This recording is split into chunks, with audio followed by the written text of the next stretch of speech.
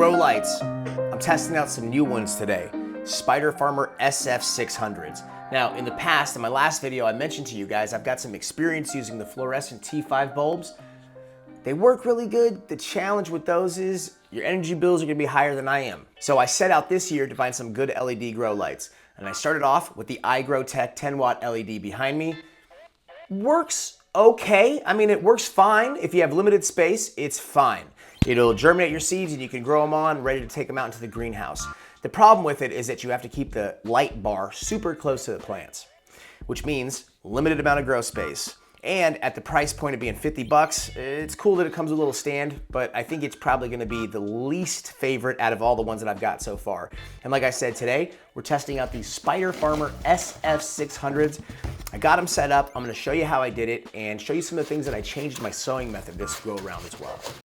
So one of the things that I really like about these is that they come with these super easy to put on hanging kits, one for each side, and this is gonna allow me to hang it up on this wire shelf quite easily. Obviously, I'm using the milk crate to prop it up so it's not dangling down.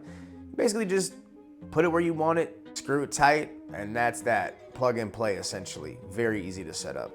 The Spider Farmer SF600 emits a full broadband spectrum light, which has a significant impact on plant germination, flowering, fruiting, plant chlorophyll synthesis, and photosynthesis. So if I wanted to, I could use these indoors during the winter to promote flowering, pollinate by hand, and then have fresh seeds by the time spring hits, as opposed to simply using it for seed germination. Now that's not gonna happen with the 10-watt light that I used in the first episode. And each of these lights has 384 Osram diodes, which are all coated with moisture-resistant coatings, and at only 74 watts of energy consumption, it won't fuck up some commas when that DWP bill hits. You also get a 5-year warranty. Not to mention the diodes emit very little heat, and with the protective coatings, these should have a lifespan of 50,000 hours. So if you run them 16 hours a day, that's 3,125 days worth of use. I'll be damn near 50 by then. So one of the things that I'm doing differently is, as you can see, I have swapped out the plastic bags, and instead of the bags, I'm gonna go ahead and use these plastic containers. I bought these at the Container Store. I think they were like $7 a piece, but there are multiple different types of options. Anything like this that's clear is gonna give you a little more ease of access. Like, let's say that I have to fungicide these or add in some more water or any of that kind of stuff. I got 6 pots of seedlings in each one. And kind of crazy to think you got 6, 6, 6, right? So for every single one of those pots in there, that's likely within a year or two gonna end up being a flat or two in the greenhouse. So this is gonna become an extraordinary amount of plants. I mean, there's probably thousands of seeds just in here. We're gonna do an update here as soon as I start to get some stuff popping in here. I haven't actually really looked. There may be stuff in there already starting to germinate. But probably in about a week or two, I'm gonna come back and do an update. In between now and then, I'll be sowing some more stuff using some other grow lights. And just first impression, I am a big fan of these lights. You have, it's kind of hard to look at, but there are 4 rows and you have all the different light spectrums in there.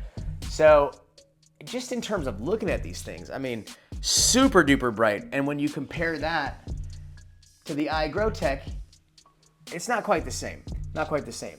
And for the price differential on this, the iGrowTech was $55, I think it was $56 and some change with tax and everything. These guys are like $89. And you know, I have a feeling that I would actually be able to lift these lights quite a bit higher than they are. And I've got some shade cloth on standby just in case I need to add a little shade cloth layer over these.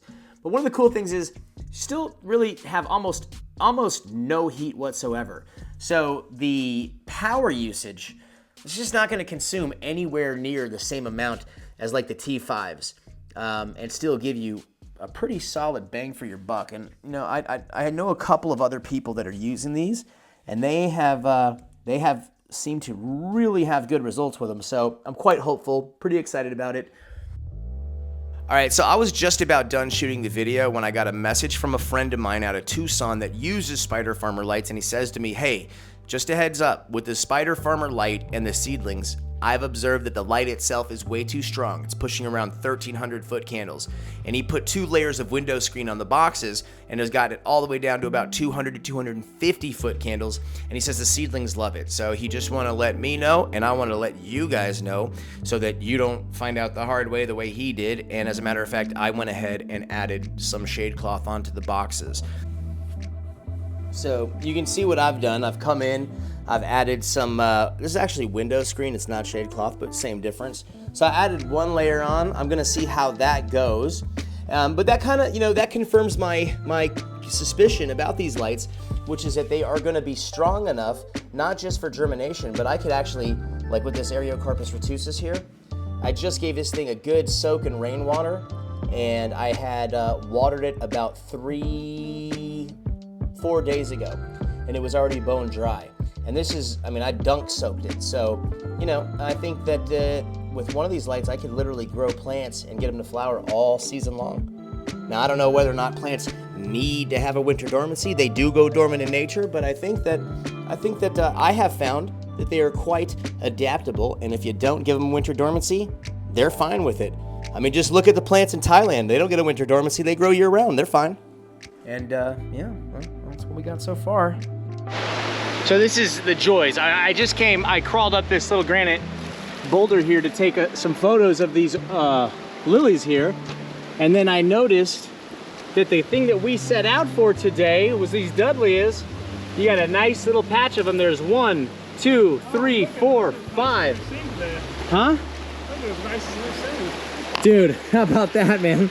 It's so. Thank you for the little orange beacon, right? Right, exactly. Holy moly! I would have never thought to look up here. Okay, so this. So what does this teach you? Water source. It has to be a rock face. It has to be steep. That's where you're gonna find them. So there's. That's like the common denominator. We've got 1, 2. Yeah. All right, let me get some photos here. So right here, folks, you've got poison ocus. Poison ocus. You got poison oak. So you want to, if you ever see this, don't touch it. If you touch it, you will absolutely be sorry. It'll be like hemorrhoids, but all over your body.